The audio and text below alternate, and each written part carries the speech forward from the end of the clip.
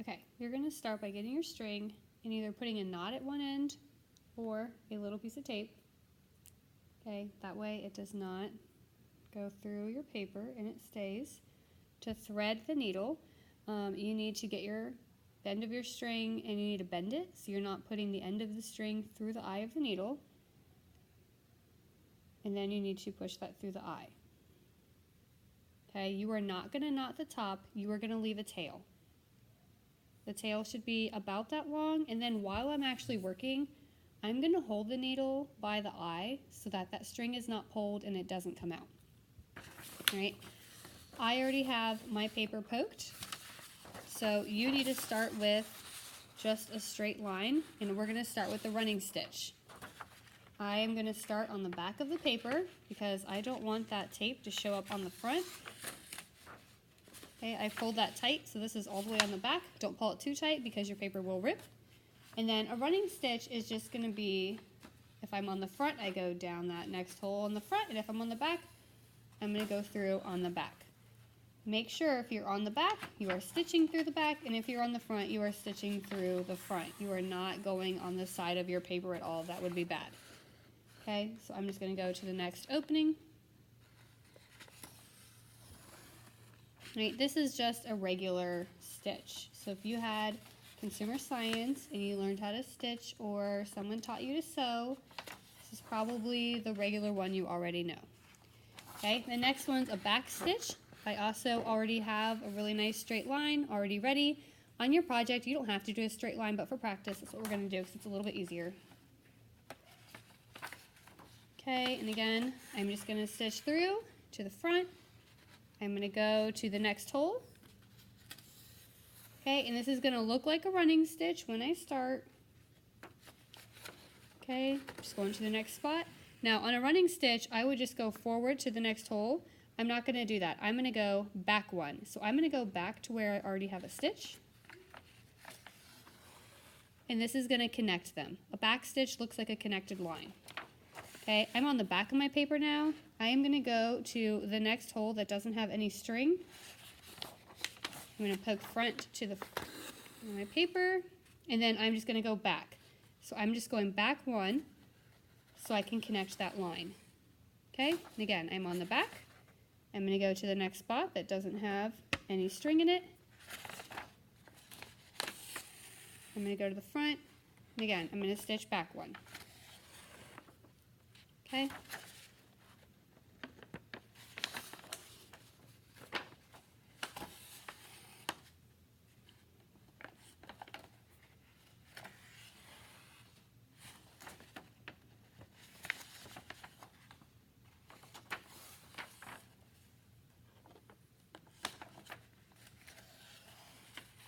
Okay, the next one I'm going to show you is a chain stitch. I also already have a straight line ready for that.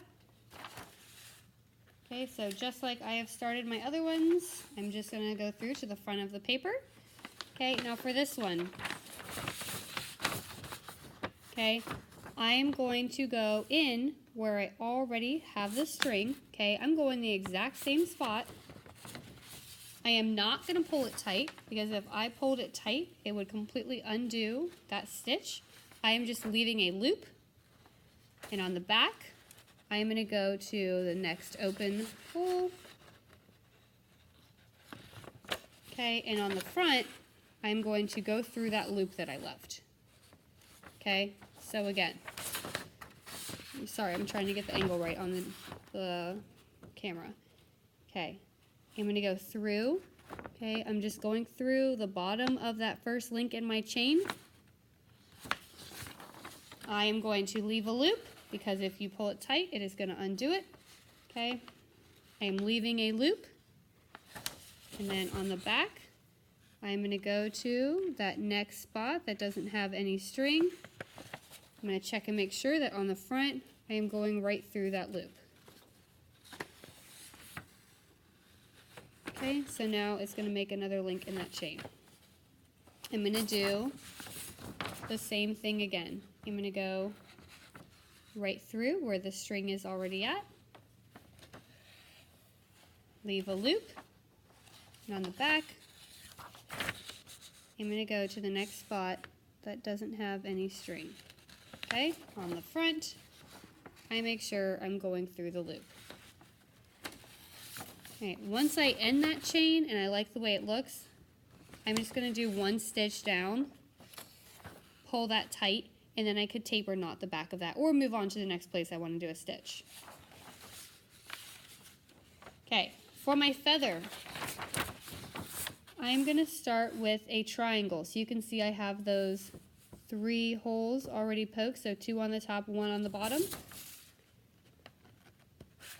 Okay, I'm going to start again just like a regular stitch. So all I did was I started at the top of part of my triangle. I'm going to go to the other part of the top. Okay, so I'm stitching to the side, to the other top of the triangle. All right, I'm going to leave a loop, and on the back, I already have that spot poked where the bottom of my triangle is. I'm going to go to the bottom of the triangle.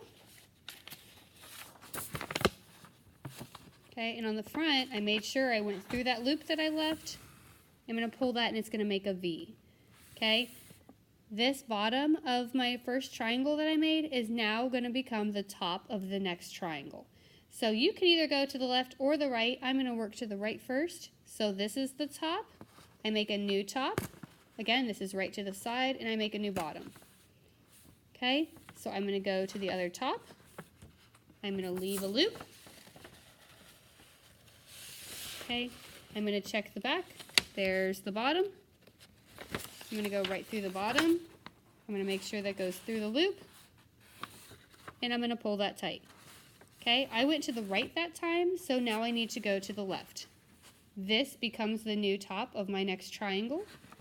I'm going to make another top of the triangle and a bottom of the triangle. Okay, I'm going to go in the other part of the top. I'm going to leave a loop. And I'm going to go through the bottom on the back. Oops, I went through my thread. Hold on.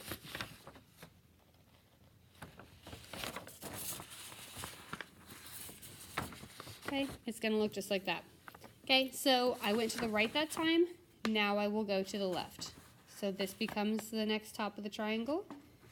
Here's the next top of the triangle. There's the bottom. Okay, so again, I go to the other top of the triangle.